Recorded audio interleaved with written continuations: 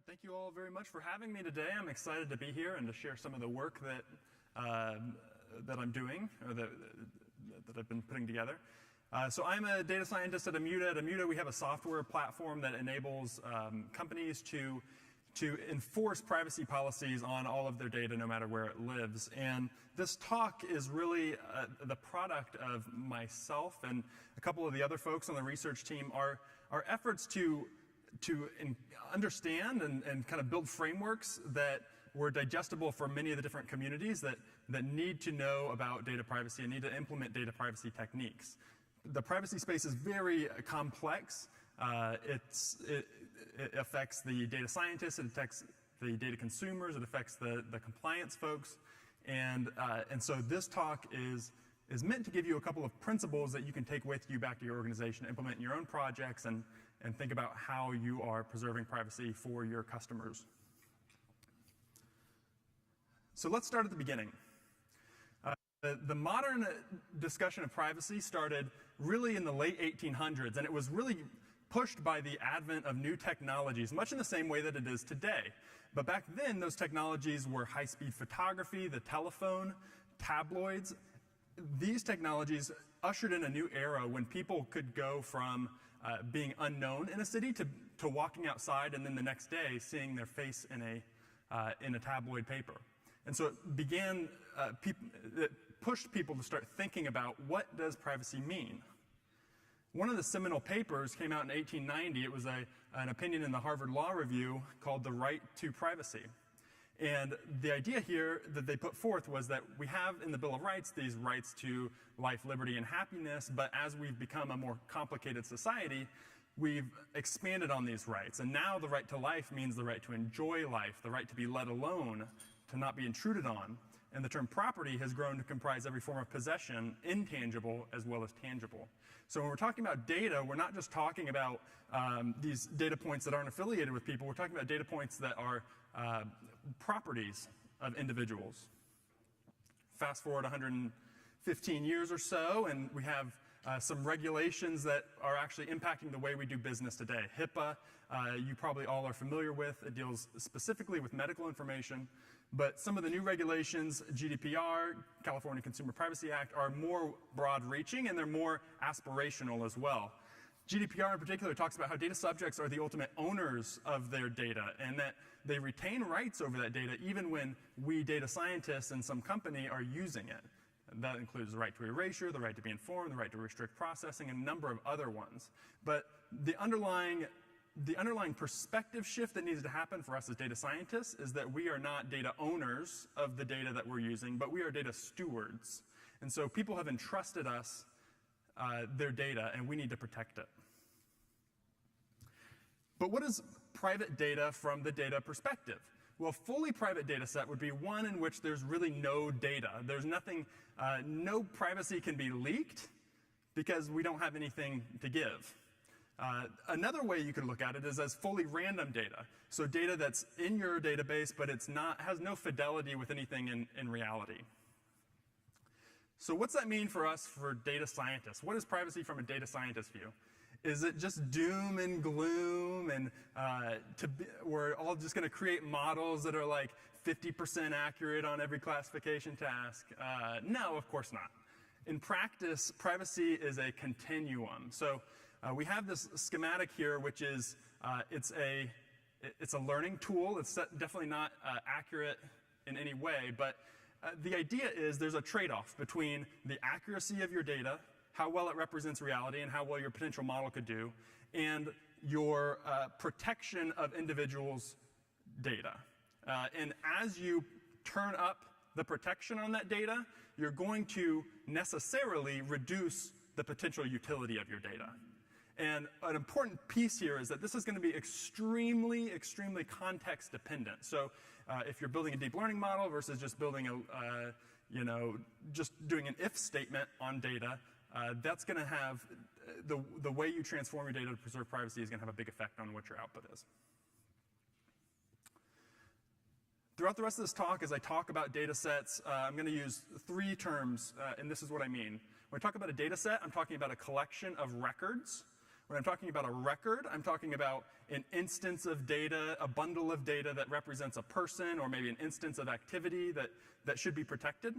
And then each record consists of a bundle of attributes, and those attributes are individual values that may be sensitive or may contain identifying information. One of the big changes for me as a data scientist when I started thinking about privacy was that I had to begin thinking from a worst case scenario approach. And this is not I don't think this is a data scientist instinct. Most of the time we're like, oh, there's signal in here, this is gonna be great, I'm gonna find it, I'm gonna get a 99% accurate model. And so you're optimist, you have to be optimistic. But when you're thinking about preserving privacy, you really need to be pessimistic. So you need to imagine that you have someone who wants to get your data, and they have unlimited time, energy, and resources. So they want your data, they can hack at it as long as they need to. And they also have a ton of external knowledge. So they know a lot about your data that you might not expect they know. So you have to imagine this motivated intruder is very, very skilled. And the question we're asking today is, if an intruder got database access, if an intruder was able to, if you left to go to the bathroom and an intruder came in and had access to your work platform, what could they learn about those who entrusted their data to us? So this is a narrower question than what is privacy, how do we protect data? We're talking about how can you change your data in order to protect it? And we're going to talk about 3 transformations that you can apply to your data and then systematic approaches to these. The 3 we'll talk about is obfuscation, which is making your data less clear, generalization, which is making your data less specific, and randomization, which is making your data less accurate. And the 3 approaches we'll talk about are de-identification, k-anonymization, and differential privacy. Okay. De-identification is first up, and it's the easiest to grok. De-identification uses masking, which is a technique you're probably familiar with, to replace identifying information in a data set while preserving useful structure. And this can be generalized as you get a masked value, M prime. The masked value is the result of a function applied to your original value. So the function optionally with a randomized salt. And you want to apply, to de-identify a data set, you want to mask identifiers, which are attributes that by themselves can uniquely identify an individual. If someone were to see this value, they would know exactly, or they could find out exactly who this record corresponded to. But you also want to mask quasi-identifiers. And these are attributes that can be combined to uniquely identify an individual. If you're familiar with the game 21 Questions, where you get 21 questions to think of something that someone else is thinking about, quasi-identifiers are the questions you ask at the very beginning. You say, oh, is this a book? Is this a man? Is this, was he in an action movie? Was he in a movie? These are big attributes that can segment a larger population very quickly into a smaller population. HIPAA in particular lists 18 types of personally identifiable information for a data set to be reduced and de-identified. But the list in our current data climate could be much longer because there's so much open data out there. There's 2 aspects to a good mask. The first is that it's hard to invert, meaning you can go from the original value to a masked value, but you can't, upon knowing the masked value, go back to the original value very easily, at least without additional information.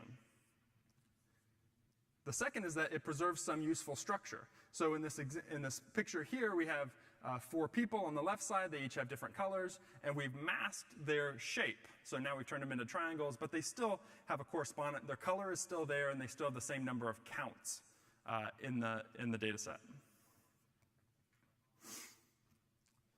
There's many different ways you could mask something. You could use something like an arbitrary rule, where you take an original set of data and you just maybe assign it new numbers or new letters to it.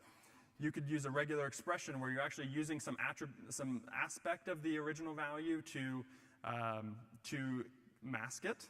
And then you could do something like cryptographic hashing, where the masked value really has no correspondence with the original, at least transparently. although it's directly tied to it. Cryptographic hashing is actually probably the method that we would recommend because it's a very strong masking process. And the way you do it is you take your original value on the left here, you prepend or append a salt to it, and I think it's called a salt because it's like sprinkling your string with like a little bit of seasoning. And then you hash that salted value. And so you get a mask value that bears no resemblance to the original. But the importance of the salt is that an attacker couldn't pre-compute a list of possible mask values. So if you didn't add in this bit of randomness in the middle, they could say, okay, well, there's probably 15 different algorithms they probably used, and I'm looking for a specific person. So I could say, I'm going to mask Stephen Bailey with these 15 different algorithms. Now I have a dictionary, and I can just look in that database and see if anything matches that. But adding the randomness makes it really impossible to pre-compute possible mask values. The issue with de-identification is that there's a very famous vulnerability called vulnerability to link attacks. And this is exemplified in this instance in 1997 when Massachusetts General Hospital released about 15,000 de-identified medical records in which names and patient IDs had been stripped from the database. But Harvard researcher LaTanya Sweeney, who's since kind of made a career out of attacking these open databases, was able to link publicly available voter information to these anonymized medical records. And so basically what happened is she performed a join on two tables. Even though the publicly released anonymized medical records had no name column in it, they did have zip code, birth date, and sex, which the openly available voter ID list had as well. And so by linking these two things, she was able to re-identify the medical records of Governor Bill Weld. And it's interesting to note that 87% of the population is uniquely identifiable by zip code, birth date, and sex. So these quasi-identifiers are really powerful for identifying people, even though they don't apparently point directly to an individual. So when you're thinking about your own data, what we would recommend is that you should employ masking and de-identification liberally because it preserves a lot of useful structure of the raw data. So if you're doing aggregates over values, then you can still get a lot of those distinctions between records. However, it provides really fragile privacy protections, especially in our current age of massive open data sets. So you should never consider just a masked data set to be totally private. There's a lot of ways that an attacker could get in and re-identify those records. And this figure on the right just kind of shows that you're affording some privacy protections by de-identifying your data set with a pretty small sacrifice of utility.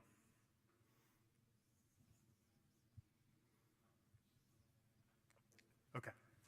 Our second approach might be a little newer to some of you. I know it was new to me when I first learned about it. It's called k-anonymization. And the idea behind k-anonymization is that we want to provide a safety in groups approach of privacy. So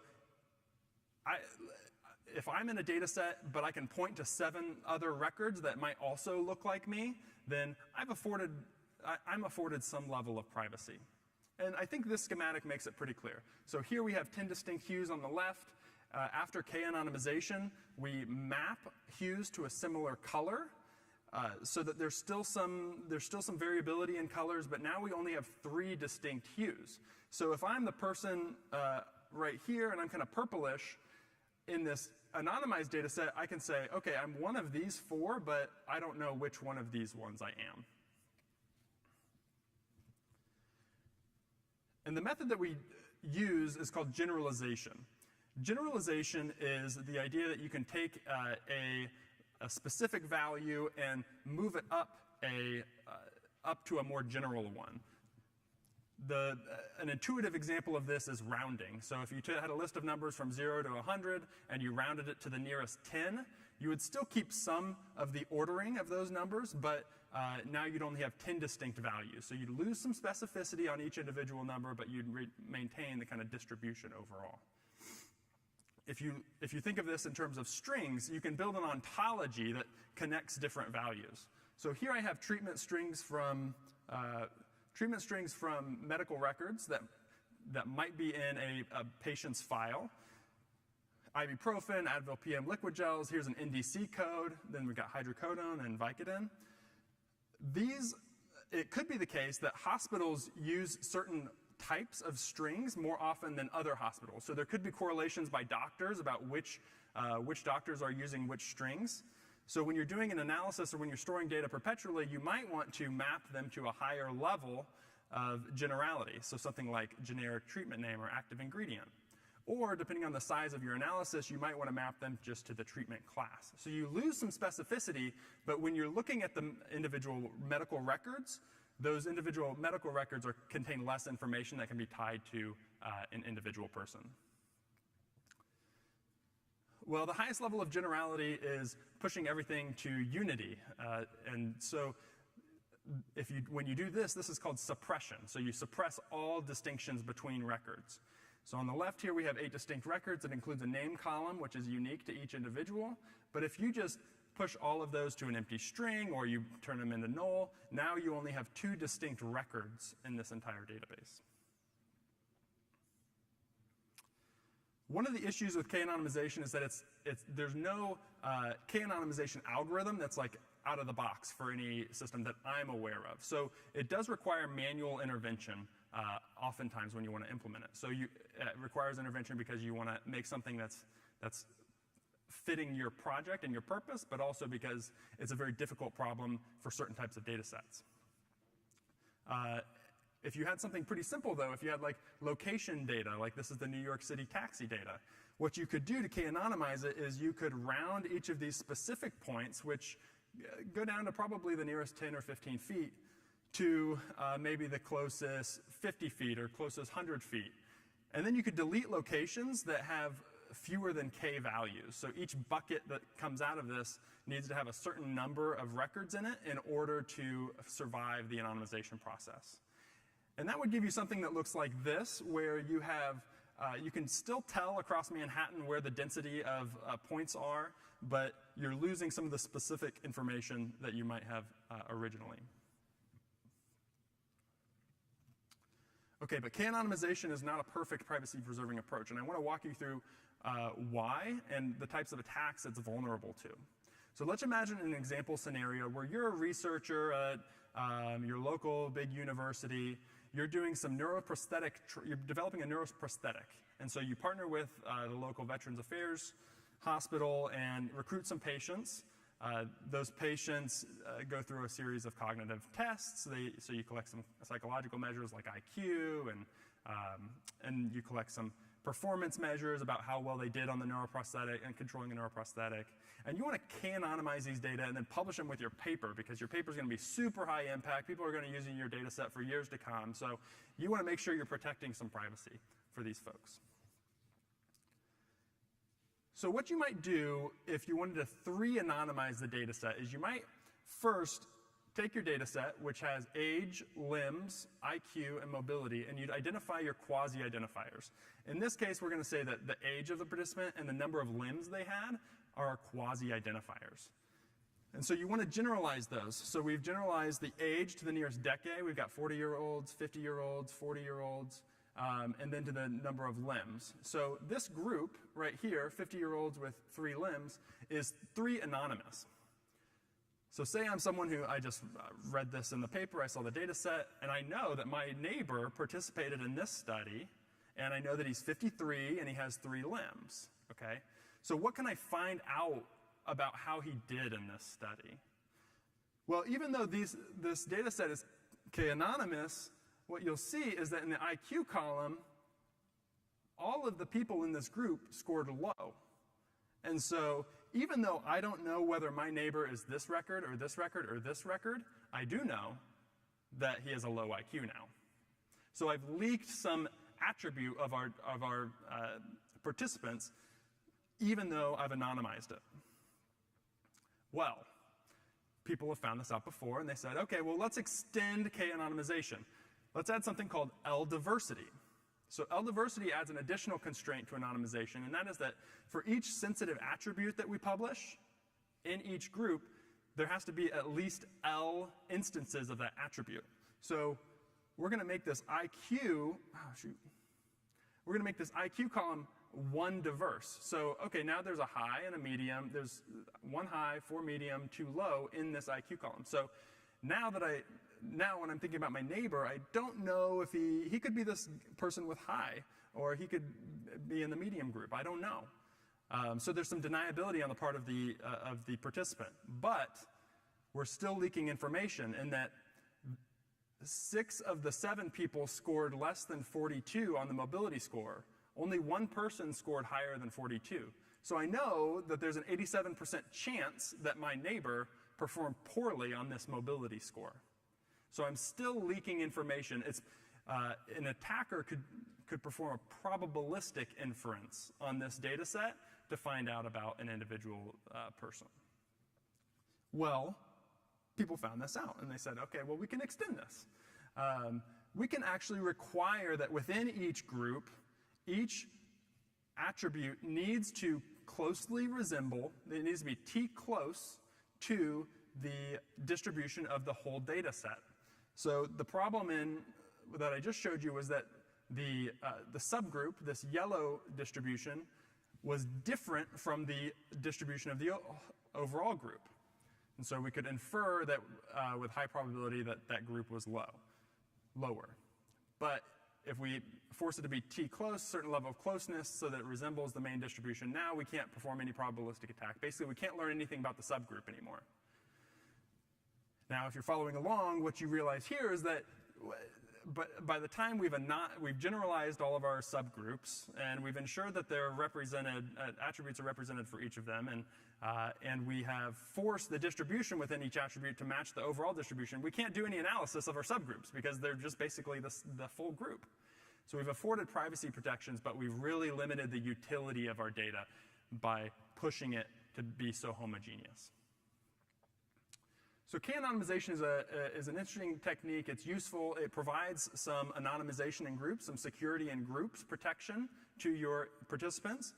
But it's a highly manual one, and at high levels of K, it can really deteriorate the quality of your analysis, of what you can do with your data. But there are some good applications of k-anonymization that, if you're interested in, we can talk about later. Okay, the last approach is differential privacy. And the motivation here is that all privacy-preserving techniques diminish utility in some way, but most lack a formal measure of how much privacy preservation they're granting an individual. So differential privacy frames the question as, how can I mathematically guarantee that an attacker is limited in their ability to make inference about individual records in my data set? And the way we do that is by sabotaging the analysis. So we inject noise in order to limit the attacker's ability to make confident inferences by injecting noise into the analysis. And so there are actually a couple of different implementations of differential privacy. There's a canonical differential privacy, which is what we're talking about here. This is, you have your data set, you have your person querying the data set, and they're going to perform some sort of analysis on the data set. So differential privacy is sitting in between the querier and the data, and it's going to control the functions that can be applied to the data set. There's another form, which we're not going to talk about today, called local differential privacy that's more on the data generation end. And if you're interested in that, we can talk about that later. So another way of framing this is that an individual should be able to deny their participation in the database. And this is where the differential and differential privacy comes from. These, we have a data set. We have 2 data sets here. The first one has, I think, has 7 people from the office in it. It has their sex, the number of years they've worked in the office, and unfortunately, the office is going through a reduction in force, and there's an attribute that indicates whether they're going to be fired or not. On the left side, we have Michael Scott. On the right side, we do not have Michael Scott. So these 2 databases are adjacent. They have a differential of 1.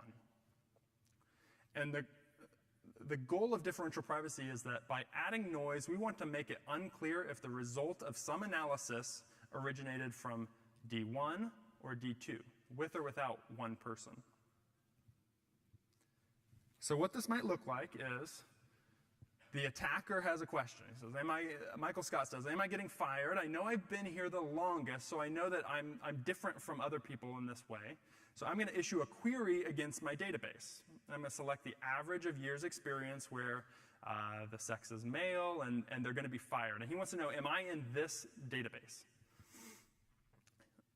So the database under the hood returns this set of results. You've got 3 people, years of experience is 9, 5, and 13. So if Michael is in the database, he knows that the average of years experience would be skewed higher. If he wasn't in the database, it would be lower. The differentially private average is levied, and during this process, it mixes a certain amount of noise into the analysis before returning the result. And so the result that comes back is 8.1. And so the attacker doesn't know if this result is because he's in the data set and he's pulling it higher than it would be otherwise. I think if it were just Stanley and Andy, the true result would be 7. So it's higher than it would be otherwise, but he doesn't know if it's because of noise or if it's because he's actually in this database. So let's dive into this a little more. So we have our D1 and we have our D2, and what we're trying to control is a likelihood ratio of the result coming from D1 or D2. And so if we did a differentially private average of D1 and differentially private average of D2, and we did it many times, we could get a distribution of what the results would look like. And our value is coming from somewhere within this distribution. So there's a likelihood of getting this value along if it's coming from D1 and a likelihood of it getting the value coming from D2. And there's some overlap here. And our ultimate question is, what's the relative likelihood of getting a given result if the database is D1 or D2? So probability that it came from D1 and over the probability that it came from D2. If this ratio right here is much greater than 1, then we can distinguish that this result came from the first database. If the ratio is much less than 1, then we know that it's likely from D2. But if the ratio is about 1, then we don't know. So what differential privacy is trying to do is it's trying to push these probabilities for these probabilities here close to each other so that an attacker can't know if the result is coming from one database or another database. This is the actual math. I'm going to show this in a second, so I wanted to just prep you for it. It's the probability that an aggregate value from D1 is part of the result set S over the probability that an aggregate value coming from D2 is part of the result set S. So differential privacy makes the requirement that that likelihood ratio that we just talked about is bounded. And it's bounded, the bounds of it are determined by a parameter called epsilon on either side. At high epsilon, you can tell the difference between some D1 and D2. Basically, this probability can be 0 or it can be infinity, so you can tell the difference. At low epsilon, it pushes both sides close to 1, so that it forces the ratio to be almost equal. So at low epsilon, you can't tell the difference between some D1 and D2. And the takeaway here, the takeaway that I want you guys to walk away for differential privacy is that a differentially private algorithm is gonna mix in noise, but the amount of noise is gonna vary based on this parameter epsilon. So if you were a sneaky company, you could say, oh, we have a differentially private algorithm. We're protecting your privacy. But if you set epsilon to be very, very high, then you're not doing anything. You're injecting like a very, very, very small amount of noise, so no one's privacy is protected. So you can't just say we have a differential privacy algorithm. You have to actually discuss the value of epsilon that you're using. Differential privacy can be implemented in a number of different algorithms, and it has to be pretty custom to what you want to do. So you have to answer the questions, which algorithms do I need to use? How much privacy do I want to afford people? How am I going to deploy this in my environment? And there's many algorithms available: descriptive statistics, regression models, learning decision tree models. TensorFlow just implemented differential privacy in their in their package. And so you can build differentially private models. And basically what's happening there is that the resulting model is not differentiable from one that could be made without any individual record. So the value of epsilon provides a formal measure of the privacy that you're granting someone for a given result. But if an attacker can make unlimited queries against your differentially private system, then they could build their own distribution of values and sort of break your privacy protection. So to combat this, many implementations employ a privacy budget, which allows people to only make a certain number of queries. And so after you have reached a certain number of queries, maybe it doesn't return new information to you, or maybe it just cuts you off and doesn't give you any more information. When would you implement this? Well, differential privacy provides formal guarantees of plausible deniability for people in your database, especially at low levels of epsilon. It gives you a way to measure how much information you're leaking about people in your database. It does this by adding often significant amounts of noise, and it also requires you to constrain your process a little more. So you should use differential privacy when your data is extremely sensitive, when you are trying to build trust with customers who might not otherwise give you that data. So if it's going to open up new analytical avenues for you, maybe you'd want to pursue it. But it's not something that will meet every need in your analytical toolbox. Okay. To close with, I just want to talk briefly about implementing these things in practice, because we've talked about 3 pretty complicated techniques, but then it just gets way more complicated when you actually start thinking about doing this in practice. So we talked about de-identification, k-anonymization, differential privacy, and if we looked at these kind of on a relational level, de-identification could be summarized as obfuscating attributes so that you don't understand what they are. K-anonymization would be generalizing records so that the individual records become less specific to a person. And differential privacy would be the sort of functional layer that sits between the querier and the data set that injects noise into analysis. But the analytical process is long, and so you've got data generating processes, you're storing that data in a database, you're performing analysis, then you're deploying it in a product. And private information can leak throughout all of these different parts of the workflow. And so you've got to think both about the privacy-preserving techniques that we just talked about, but also privacy-preserving practices. So building in access control layers that are very tailored to your organization, minimizing the amount of data that you're collecting and then using, and then expiring that data over time. So these practices can, in some cases, be even more effective at preserving privacy than applying transformations to your data. And of course, you're going to be creating multiple products out of your data. You don't collect data for one purpose usually. You don't know what you're going to use it for in a couple of years. So it becomes a wide problem as well. And so you need to be able to make context-dependent decisions, and your organization needs to have policies in place that govern how this data can be used across a wide variety of contexts. And so maybe your takeaway from this talk is that this is really hard and there's not really any clear answers, and I think that's a fair takeaway. But I really like this quote. It's that data is the pollution problem of the information age, and protecting privacy is the environmental problem, environmental challenge. And so what we're doing as data scientists is we're creating new value out of data, but part of that process is that we are leaking information. We're putting more information out in the world when we're doing our work. And it's not a totally bad thing, but it is a problem that we need to be aware of. The trade-off, you got to make sure that the trade-off is worth it for each of the decisions that you're making. And you have to be cognizant and aware of the things you can do to minimize your impact. So thank you very much. I appreciate your attention, and I'm happy to take any questions.